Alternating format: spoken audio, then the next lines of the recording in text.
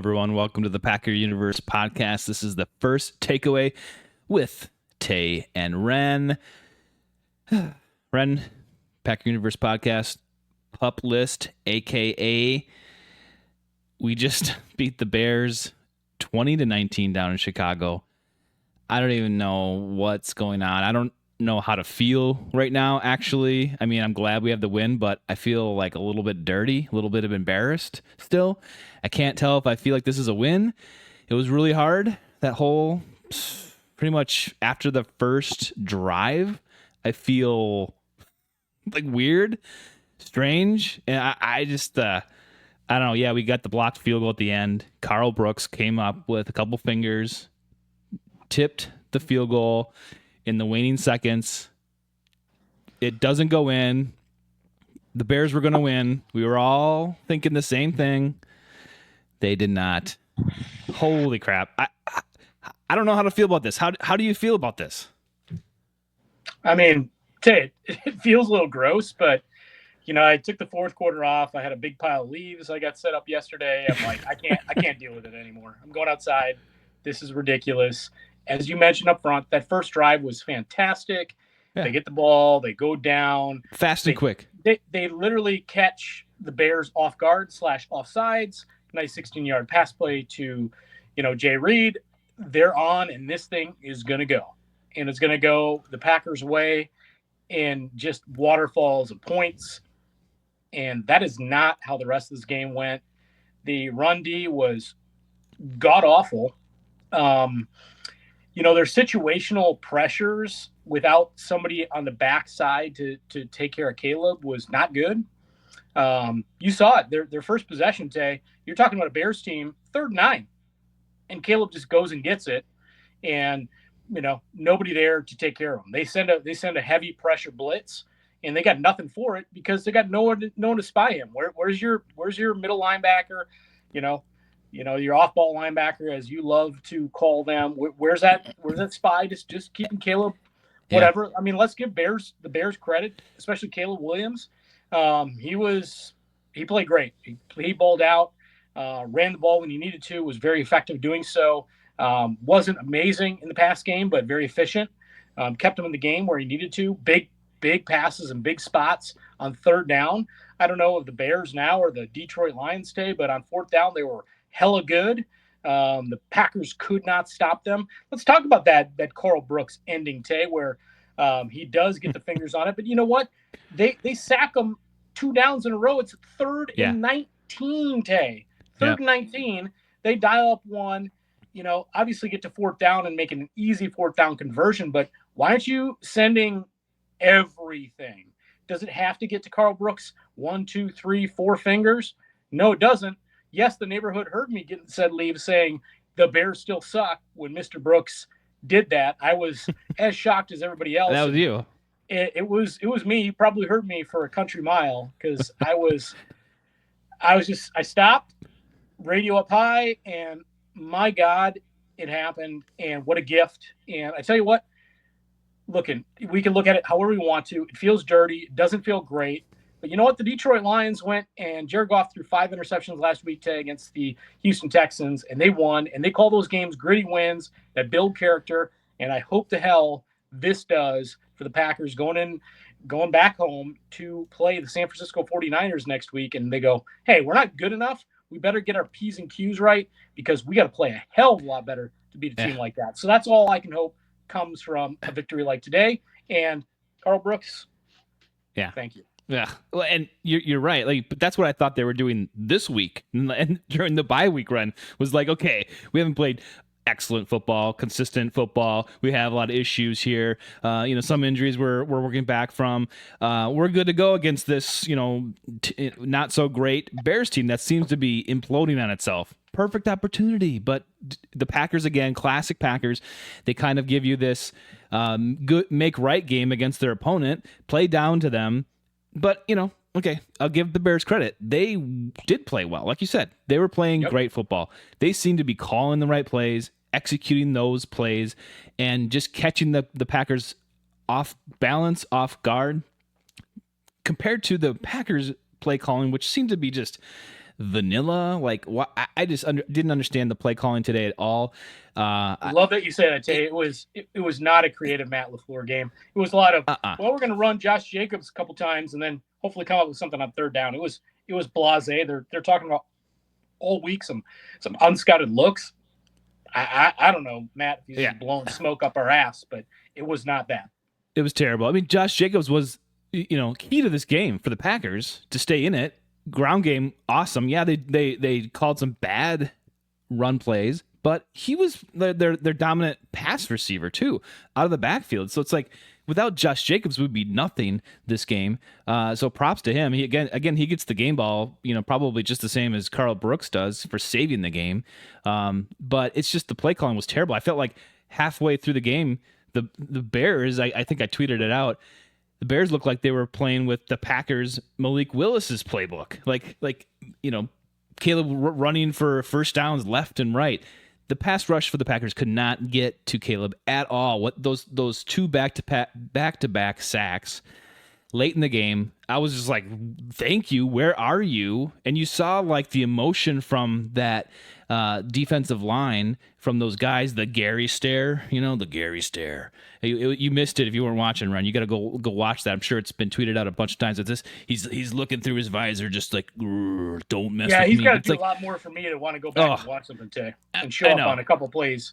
Every late weeks, in the game. So. Late in the game, so it's like, where were you guys? And then you don't do it again. But the Bears' offensive line swallowed up almost every blitz that the Packers gave them. Even 7-man blitzes were just absorbed by this Bears offensive line, which was a deficit, which was a problem coming into this game. Like, so they just played. The Bears just played better than the Packers. So yeah. It feels awful, feels weird. I'm glad we won, yes, but damn, we did not deserve that today. I wrote up a bunch of like paragraphs about, talking about the Packers and all this stuff, and then they win, and I was like, oh well, I guess it doesn't really apply, but some of it applies. Like, it's like I felt like the Packers, they just didn't want to win this game as much as the Bears did. Like, I don't understand how you could come off your bye week and play a lesser opponent, because it's true. I mean, that is a fact. The Packers are a better team than the Bears, especially now. And you played like that. You played down to their level, and you completely don't execute any play to its efficiency. You're lucky to get some of these plays through. I mean, Watson finally came up, but where was any other receiver ever in this game besides Jacobs? So where are the tight ends, Jay? Where are the tight ends? Other than Tucker Kraft missing one high, that leads to an interception. Wasn't his fault. Yeah, it was a bad ball, and once again, an interception literally by Jordan Love in the red zone. By the way, they suck in the red zone. They sucked on third down. They got to get so much better at that. You're right. This team has not played up to its ability whatsoever, and they got away with a win, which is like, they just need to be like being like pinch themselves because it's ridiculous. But where's the tight end game today? Where's that called in the passing game, Matt? Is it Jordan not being able to go through progressions? Is it just not there? I mean, I don't know. But again, like you said, the offense seemed very uncreative, other than we're going to run on first down, second down, and pass on third down. That's what it seemed like the majority of the game. Know. And that interception literally led to a massive momentum piece going into the half, and then Bears get the ball out of the half. What does this sound like? It sounds like their game, against the Lions just a short couple weeks ago. And they had a bye in between this one to play a crappy team in disarray, fired their offensive coordinator. Sure, maybe they got a little mojo. This is their Super Bowl Packers Bears, but come on. Like, kind of thought about sending Joey a little message right after the kick gets blocked. I'm like, I'm not that big of an asshole, am I? Yeah. So I thought I'd let him be, because he's probably just like, I got it. Wait, no, I don't. Yep. And we did. Yep. And Wayne and Larry were on the call 11 in a row in the series, and never happened today. Right before the kick is kicked and then essentially blocked, and they're like, Wayne and Larry is classic Chewbacca. Like, it was great, dude. It was great. I mean, it's a great moment. I mean, we won the game by the skin of our teeth, by the skin of the football. But seriously, like, this doesn't feel good. I mean, maybe I'll feel differently in a day, later tonight. I don't know, but I just feel because you didn't think this was happening. It's coming down to a field goal, in the last seconds. But it just begs questions to me about this Packers team going forward.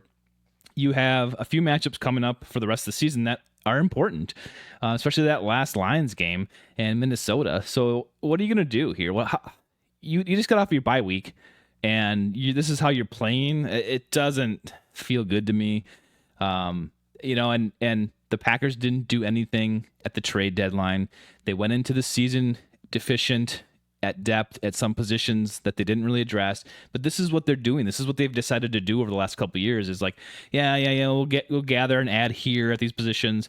We'll do a couple free agents, but then these other positions we just can't. We're not going to address for whatever reason, money or just decisions. Like, we're going to go with the depth here. But this is what they've chosen to do with this roster, and you wonder, especially now on defense, is that good enough? That defensive line, the edge, cornerback. It's like, is this enough? Hey, is this enough to go? Is Jair ever going to play a healthy season as a Packer? I don't think so. And then he's going to go be a hired gun in probably multiple cities for a few years and ball out. But yeah. I will say, Tay, I don't mind the Preston trade. We didn't get really to talk about a whole lot based on having Joey on and our stuff prior. But you know what? Preston wasn't right for the fit. And giving guys like Mosby and Brent Cox some time and more snaps to Enigbari, who's not been there. I mean, remember that game last year against Fields? This guy's going sideline to sideline, chasing down Justin Fields in the open field. That being, Lucas Van Ness. I don't know what his problem is, but hey, Brent Cox with some more availability today, he played well. I mean, there's a guy I can point to who said, hey, he's trying to make and take every advantage of his opportunities. He did, but you're right. I mean, the pressure only comes with design blitzes, and then they can't spy the quarterback. The cornerback room is not great. And again, I don't know when Jair, what did he play 3-4 snaps and then he was out again, and he'd had a couple weeks off. I mean, it's just not good, man. It's not a good look. No, and Quay Walker was terrible today. He missed some. Yeah, I heard people tweeting Blake Martinez was better than Quay Walker was. I know. Woo, it was look, bad. Tay. That's a tough look. I mean, we saw this coming a while here with Quay, but I think it's on film now today, this game. You can go back and watch, and it wasn't pretty. So, again, another position at defense that they're kind of deficient at. Yeah, they have some up-and-comers, but then you have to look at, is this a coaching thing? Could Jeff Hafley done better, dialed up different plays, utilizes players in better positions? Yes. And same with the offense. Excuse me. So I do think the players are fine. I wish we had a little bit more depth at some positions, but again, it's a whole package here. It's the players maybe not executing, getting up for this game as the Bears were.